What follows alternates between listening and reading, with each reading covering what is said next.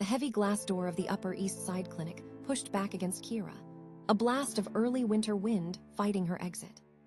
She instinctively wrapped an arm around her flat stomach, a protective gesture that was already becoming second nature. Nurse, with a kind, tired smile, handed her a sealed manila envelope. Her eyes held a flicker of envy that Kira had seen in 1,000 other women since she'd married Jordan Webb. Kira's fingers trembled as she took it. She found an empty sofa in a quiet corner of the waiting room, the plush velvet doing nothing to soothe the frantic thrumming beneath her ribs. The seal of the envelope resisted for a moment before tearing.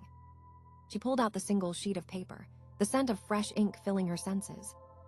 Her eyes scanned past the medical jargon, locking onto 2 words, positive. And below that, estimated gestational age, 6 weeks. A sharp, sudden intake of breath. Her heart didn't leap. It contracted, a painful, powerful squeeze that stole the air from her lungs. A wave of heat rushed to her face, blurring the crisp black letters. Her phone vibrated in her coat pocket. A message from Pei. "Well, don't leave me hanging." Kira's thumb moved over the screen, typing a single word. "Pregnant." A smile, real and unforced, finally touched her lips. Stepping out of the clinic's warmth, a cold Manhattan rain began to fall. The doorman rushed forward with an umbrella, but she waved him off, refusing the bodyguard's offered arm as she pulled open the door to the waiting black car herself. The silence inside the Maybach was absolute. She traced the outline of the massive diamond on her ring finger, a cold, heavy weight that was supposed to signify a union. Tonight, she would break the protocol. Tonight, she would tell Jordan. The car slipped into the private garage, their 5th Avenue penthouse. She took a deep, steadying breath, trying to slow a heart that was beating far too fast. She stepped into the private elevator, the scent of Jordan's expensive, sterile world enveloping her. The fingerprint scanner glowed green, and the elevator began its silent, rapid ascent.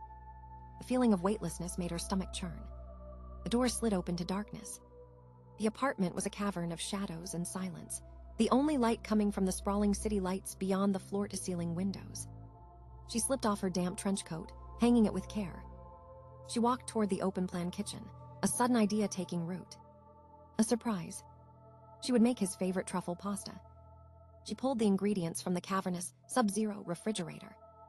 The sharp, clean sound of the knife hitting the cutting board echoed in the quiet. Her movements were light, hopeful. The pasta had just hit the boiling water when a heavy thud came from the foyer. The electronic chime of the fingerprint lock sounded, followed by the heavy click of the door. Kira immediately turned off the stove, her heart hammering against her ribs. She wiped her hands on a towel and walked quickly toward the living room.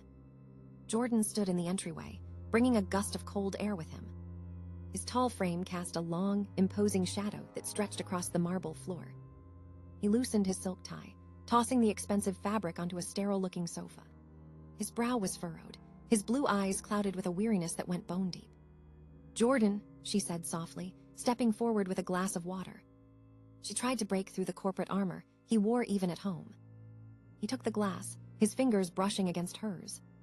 His skin was ice cold. A brief contact sent a shiver through her. "Thanks," he murmured, his voice low and rough. He turned away, heading for the wet bar to pour himself a whiskey. The gesture was a wall built brick by brick between them. Kira bit her lip. Her right hand slipped into her pocket, her fingers closing around the folded lab report. She took a step forward. "I have something important to tell you," she said. Her voice sounded small and shaky in the vast, empty space. Jordan paused, the amber liquid halfway to the crystal glass. He turned his head, his gaze pinning her in place. Those deep blue eyes were cold, expectant. Just as she was about to pull the paper from her pocket, a shrill ringtone shattered the silence. It wasn't his business phone. It was his private one. Jordan's expression changed instantly. The weariness vanished, replaced by a sharp, sudden tension. He slammed the glass down, pulling the phone from his pocket. One glance at the screen and his jaw tightened. He answered without a second of hesitation. A faint, muffled crying sound bled from the earpiece.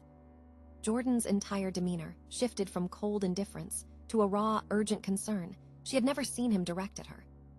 "I'm on my way," he said into the phone, his voice a low, soothing rumble. He hung up, turned, and grabbed the suit jacket he'd just taken off. Kira stood frozen, her hands still outstretched, the words caught in her throat. She watched in disbelief as he strode toward the door. "What is it? What's wrong?" she asked, a note of panic in her voice. She took a step after him, a desperate attempt to make him stay, to make him listen. Jordan paused at the door, his hand on the handle. He didn't turn around. "Company emergency," he said, the words clipped and cold. The door slammed shut, the sound echoing through the silent, empty penthouse.